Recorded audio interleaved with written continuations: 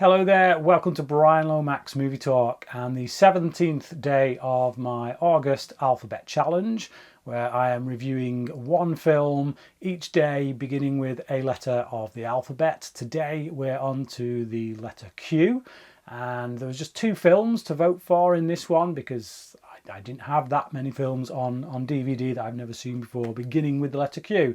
But Quiz Show won out on the vote.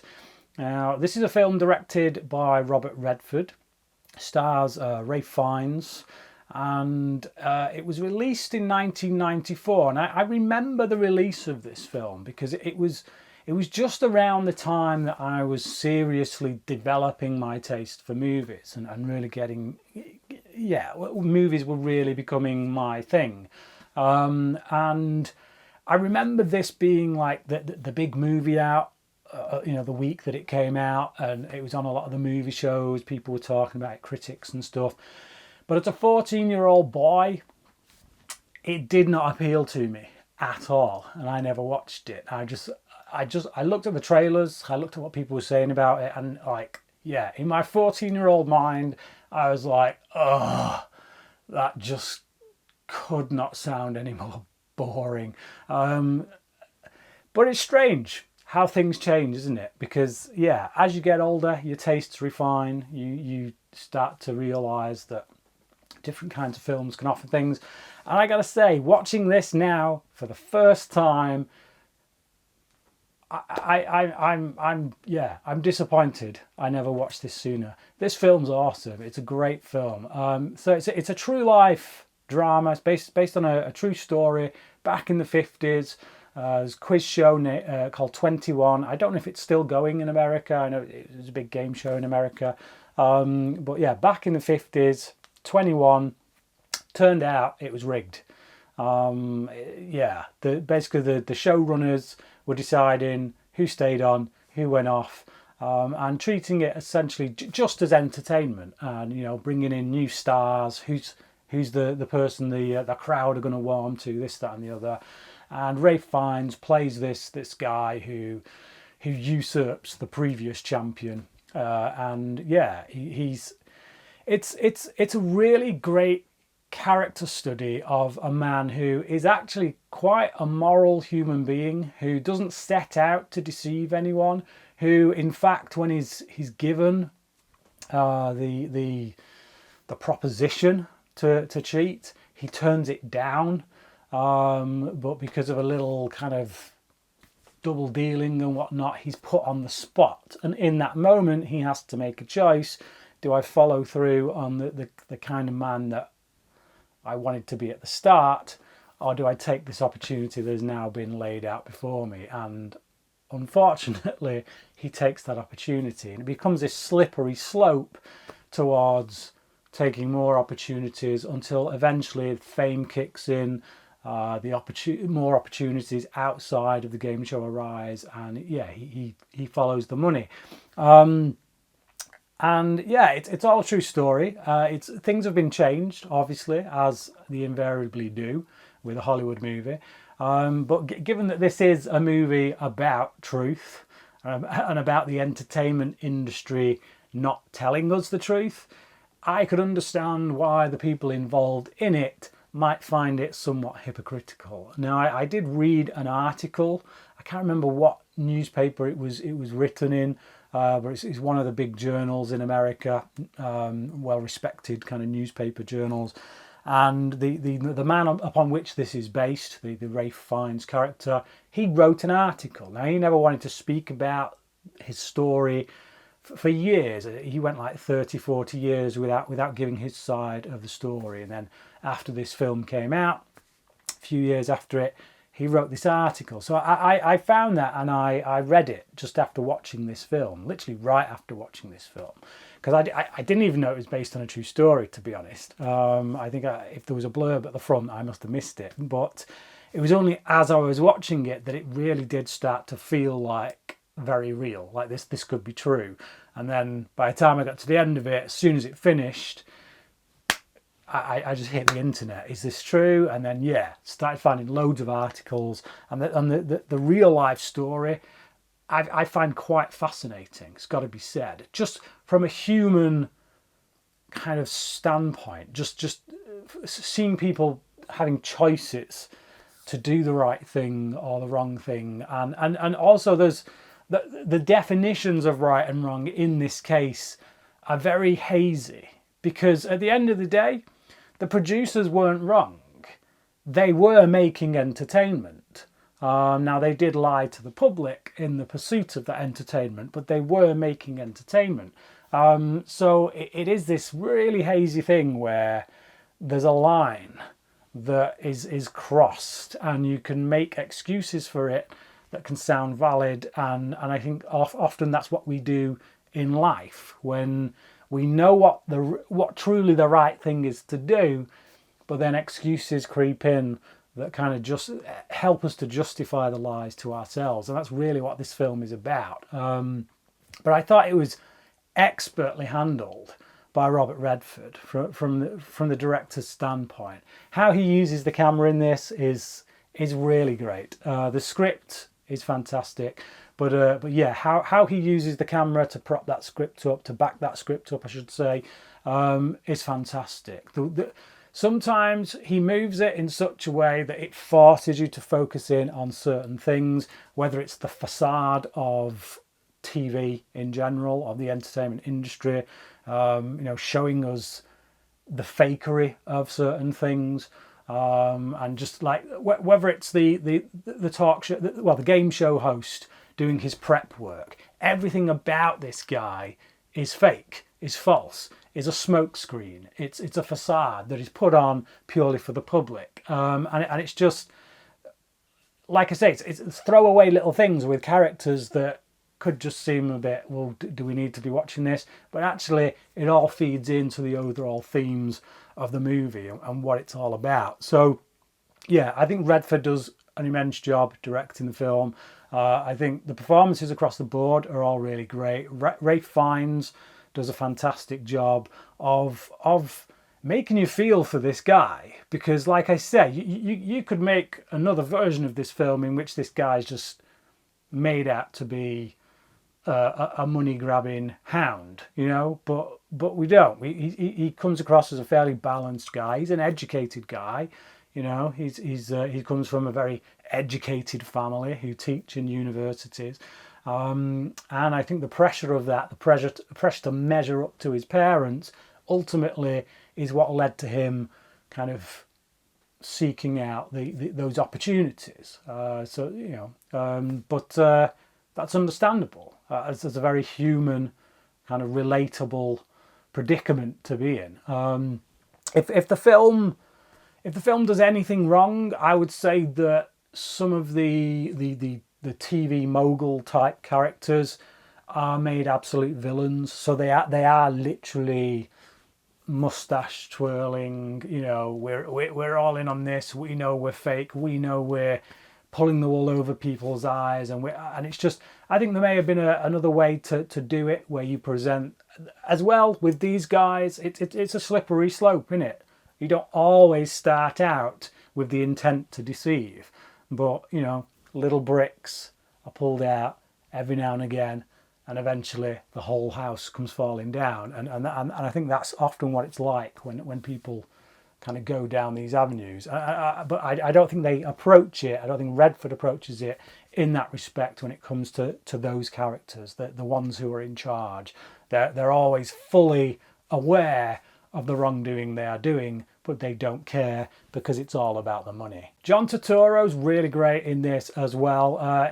He's an actor that is often hit and miss for me. He can often come across as a bit of a caricature. He's just a funny looking dude, isn't he? And he has a funny way of talking at times. And you put him in a Coen Brothers film, and that works. It works very well. But sometimes, a la, I don't know, Transformers, not so much. That shtick kind of, it isn't handled right. Michael Bay doesn't quite know how to use that, because he doesn't really have a particularly good funny bone.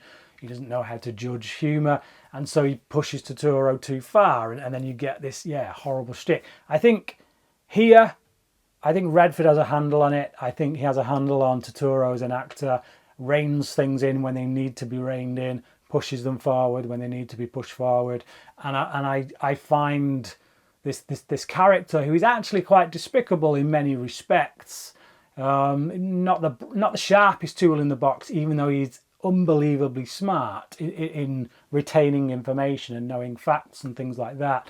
But he makes a lot of wrong choices, all the wrong choices. And yet, again, like I say, I still feel for this guy. In many ways, I root for him.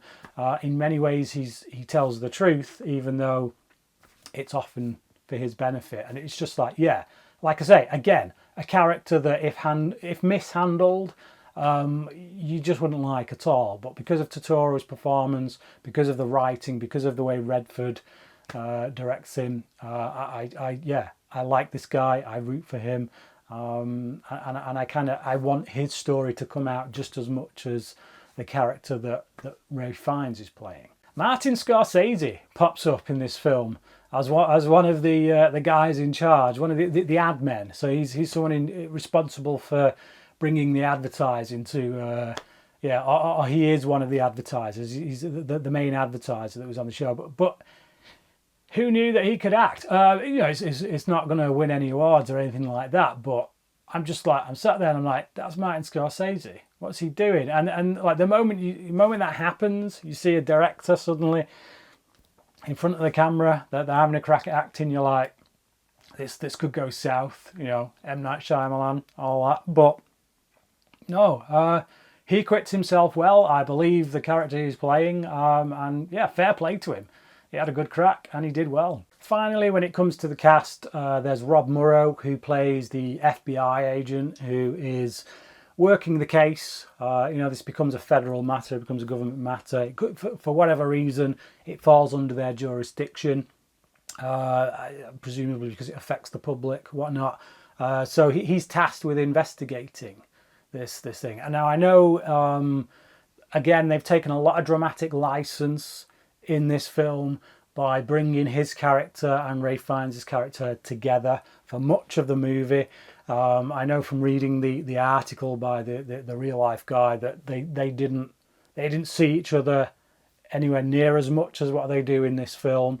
But in order to pull all the strings together that would otherwise take you like a 12-part series on TV, HBO, whatever, you got 2 hours 10 minutes to pull everything together. So you do have to kind of condense things, put 6 moments that happened into 1 moment, but essentially the spirit of the story, the real life story, is still all there. And Morrow, I thought, was fantastic in this as this guy who wants to believe.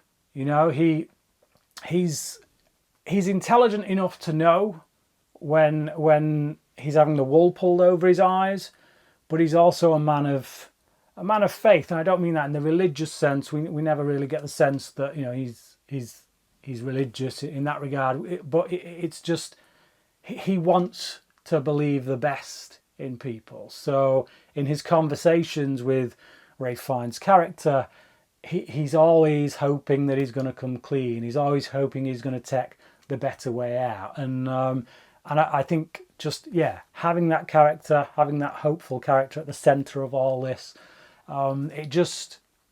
it brings all the other characters around him into a better light, I guess, because we see them through his eyes.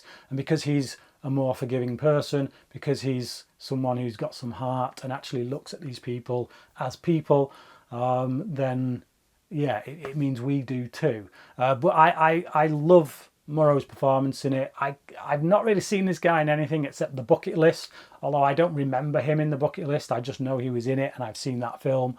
But it surprises me, to be honest, that he's not more well known, given how well he shines here. I really love the relationship as well that's portrayed between the Van Dorens, particularly between the father and son.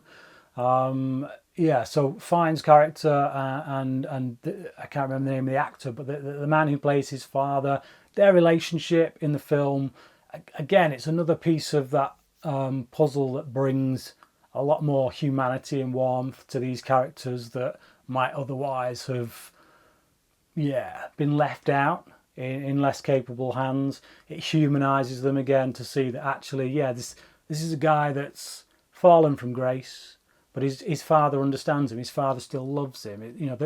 The family ties there are thicker than the drama that's going on around them. And I like seeing that. I like seeing good father-son relationships in films, in TV shows, because quite frankly, I don't think we see enough of them. We see plenty of movies about broken homes and, fathers who've run away and single mothers and things like that. But it's so rare that actually we get such a wholesome, solid relationship between a father and son as we get here. So I really loved Quiz Show. I thought it was a fantastic film. If you like dramas that are quite intricate and really go quite deep into character motivations and choices and ramifications and things like that, and that is really well acted, then look no further. This feels like something that could very well be written by Aaron Sorkin, and that is definitely a compliment.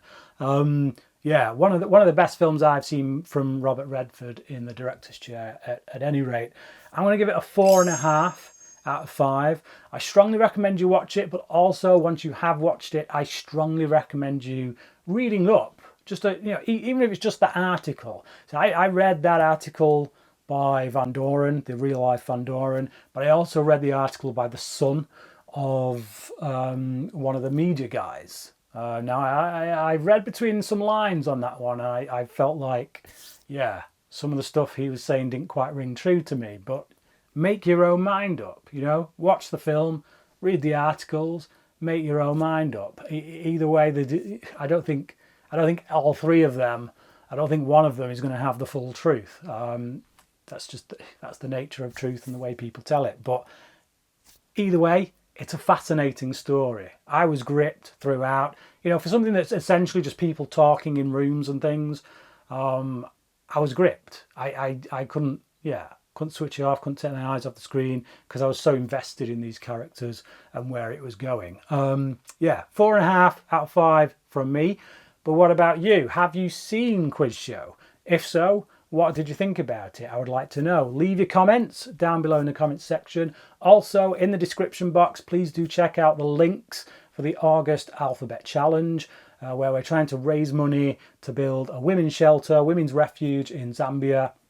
Anything you can donate would be absolutely fantastic. Really appreciate it. If you can't donate, it's totally understandable. Not everyone's in a position to, but please share this video. Click the thumbs up because all that helps to get this video out there, get the message out there, and raise the money that we need to raise. But until tomorrow, where we will be moving on to the next letter of the alphabet, which is R, Q, R, yes, but make sure I've got that right, which I believe is Rocket Man. I'll be reviewing Rocket Man. Until then, cracking.